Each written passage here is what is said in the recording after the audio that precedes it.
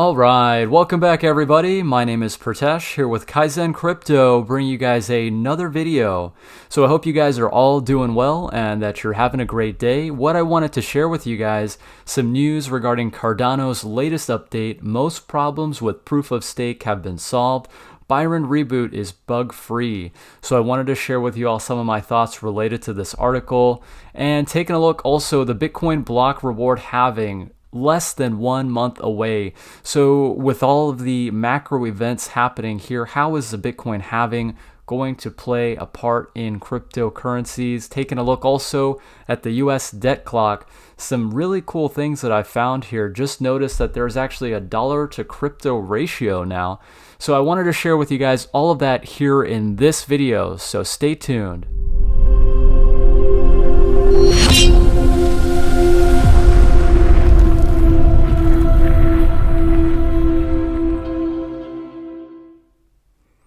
All right, everyone, thank you so much for watching. Today is April 14th of 2020. So to get things started here, what I wanted to share with you, this article here from Crypto Slate, Cardano update, most problems with POS solved, Byron Reboot is bug-free. So what we've seen recently from the Cardano project, they had the Byron Reboot successfully launch on mainnet, and this is in preparation for the Shelley Haskell testnet. And then finally after that, we're going to be looking forward to Shelley rolling out on the mainnet. So I wanted to read some key points here that I found in this article. Charles addressed the development status of Cardano in an Easter video update, saying that the ongoing Byron Reboot has been successful and bug-free. Apart from that, he revealed that huge progress is being made in terms of governance and that both the community and the Cardano team have been working on spreading the word about Cardano and educating people about the research that has been done so far. So now the Byron Reboot was the latest update that they had rolled out. This essentially is a mainnet upgrade that prepares the network for Shelley. And when Shelley launches on the mainnet, the network is going to be truly decentralized. So there's a lot of work that's being done and to roll this out properly, making sure that there are no issues. I think the whole thought process behind Cardano moving in a slow, methodical way is that when you're dealing with people's money and people's property and people's identity, just from watching Charles Hoskinson speak, it really does give you better clarity as to what they're trying to solve with this project. So now Cardano has seen some major developments take place in the past few months, culminating with the release of the Byron Code Reboot. Charles shared the most recent updates regarding Cardano in an Easter video. The currently ongoing Byron Reboot has been successful, fixing some of the network window and syncing issues that users have been reporting. An update to the Daedalus wallet on mainnet, which is set to absorb some of the flight adaptations of the Cardano node 1.1, will most likely happen during this week. So yes, Cardano Flight, Daedalus Flight was released as well. Now, I did do a video talking about Daedalus Flight. Essentially with Daedalus Flight, it's kind of like a sandbox test bed for Daedalus, because what they're going to do is they're going to roll out all these features onto mainnet. They want to have a way to be able to test certain features before it's implemented on mainnet. So with Daedalus Flight, it allows you to test certain features. You can send report fixes to the developers. You can report bugs.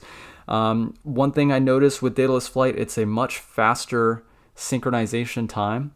I think the latest update to the application actually allows you to open up the wallet and then it'll sync to the blockchain while it's open. So that's pretty cool. It's kind of nice instead of having to wait for it. But yeah, lots of cool things here that we've seen coming through the pipeline.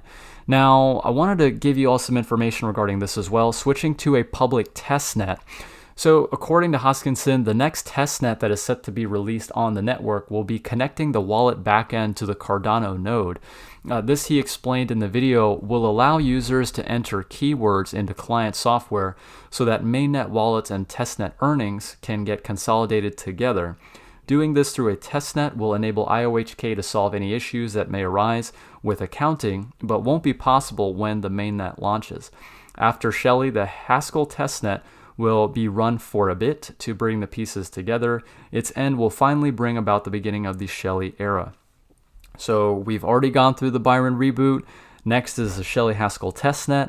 That is going to be a very brief moment in time for more of the I guess you could say the bigger stake pools are going to get first dibs, and then they're going to hopefully roll that over onto the testnet for all of the stake pool operators to be able to participate.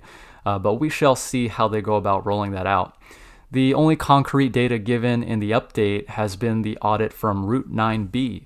The company which conducted a vulnerability audit of the network should publish the results of the report by April 17th. Be sure to hit that subscribe button. I'm going to keep you guys posted about all of that.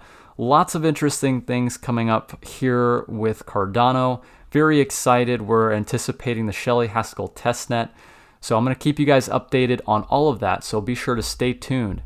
Next thing I wanted to bring you guys, the Bitcoin block reward halving is less than 30 days away. Hugely anticipated by the community. What we can see, I know Carl from the Moon actually posted a tweet saying that Bitcoin has never been this oversold prior to a halving. Now granted, we've only had 2 of these instances happen in the past. But from what we've seen historically, 6 to 12 months after the block reward halving, we can anticipate a new all-time high. And again, guys, not financial advice. These are just some of the things that I wanted to share with you. So what is a block reward halving? So many people in the space know exactly what it is. It's essentially when the reward for miners gets cut in half. In this instance, it's going to cut the reward down from 12.5 down to 6.25 coins per block. So why, what's the reasoning behind this?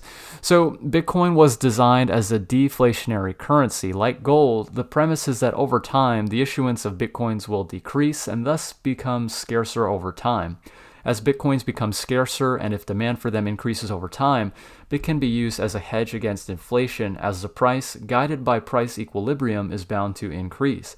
On the flip side, fiat currencies like the US dollar inflate over time as its monetary supply increases, leading to a decrease in purchasing power.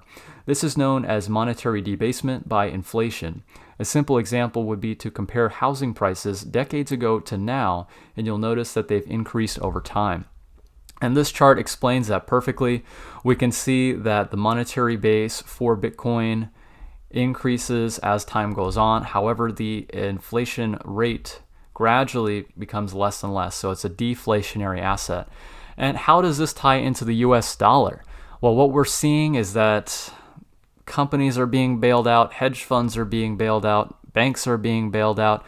Probably one of the greatest money heists in modern history. And here we are, everyday average people, whether you're an American citizen, whether you live in Europe, whether you live in Asia, these governments are, it's crony capitalism here in the US. I'm sure it's probably closer to socialism in other parts of the world, but it's a very tragic thing that we're experiencing right now, especially economically as a globe.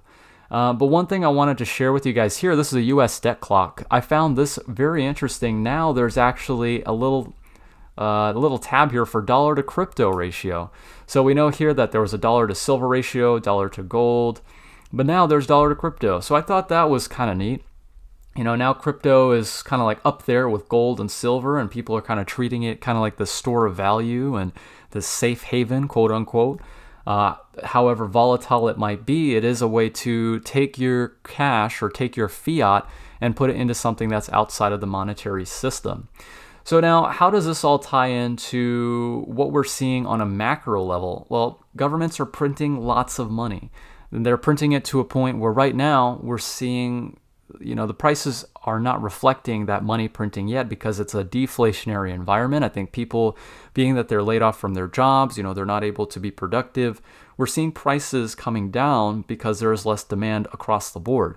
However, I think once we see people get back to work, once we start to see some type of normalcy, I think it's going to take a long time before we get to that point. But what we're going to see is that prices are going to begin to increase at a more rampant level because of all this excess money printing. So that brings me to gold, silver, and crypto. Taking a look here, what are central banks doing? We can see gold demand by country, so China, of course, but again, guys, don't expect China to be transparent in their reportings of the data. Take it for what you will. This is really just for entertainment purposes, but what I wanted to show you guys in terms of central bank and how they're treating gold. central banks over the past 10 years have been increasing their demand for gold. And we can see here that central banks make up quite a big percentage of the demand. We can see jewelry here taking up quite a bit, industry as well, but central banks very prominent for holding gold, especially during times of uncertainty like these. So let me know what you guys think about all that down in the comments section below. I would love to hear from you guys. Are you excited about Cardano? Are you excited about the Bitcoin block reward halving? Let me know down in the comments section below. I love each and every one of you. Thank you so much for watching this video. Be sure to drop a like for me on your way out, and I will see you guys in the next one.